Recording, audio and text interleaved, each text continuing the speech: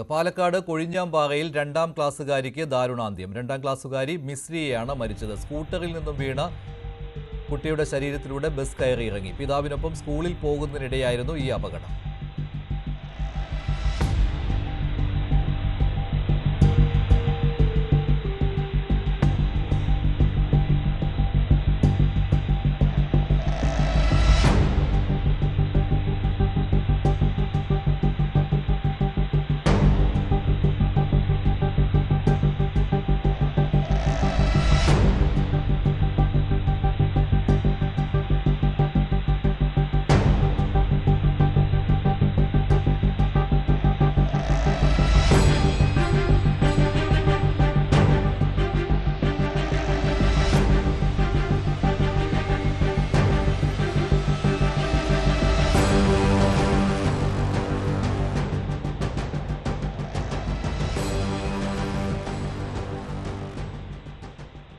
പ്രജിത്ത് ചേരുകയാണ് കൂടുതൽ വിവരങ്ങളുമായി. പ്രജിത്ത്, ഇത് വളരെ ദാരുണമായൊരു കാര്യമായി പോയാൽ ഇത് ബസിന്റെ അമിതവേഗം കൂടി ഇതിന് കാരണമായിട്ടുണ്ടല്ലേ?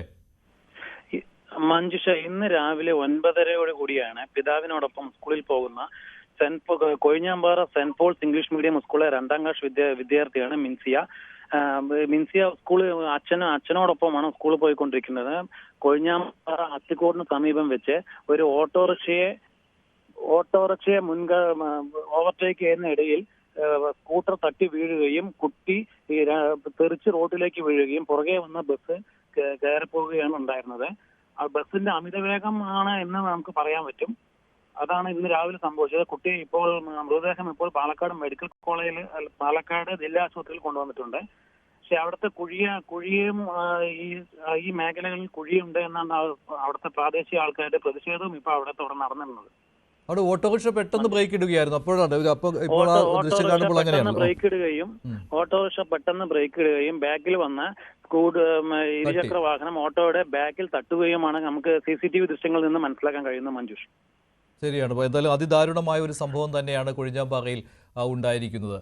2ാം ക്ലാസ്സുകാരിയാണ് മിസ്രിയ. പിതാവിനൊപ്പം സ്കൂട്ടറിൽ വരുന്ന സമയത്താണ്, സ്കൂളിലേക്ക് പോകുന്ന സമയത്താണ് ഇങ്ങനെ ഒരു അപകടം സംഭവിച്ചത്.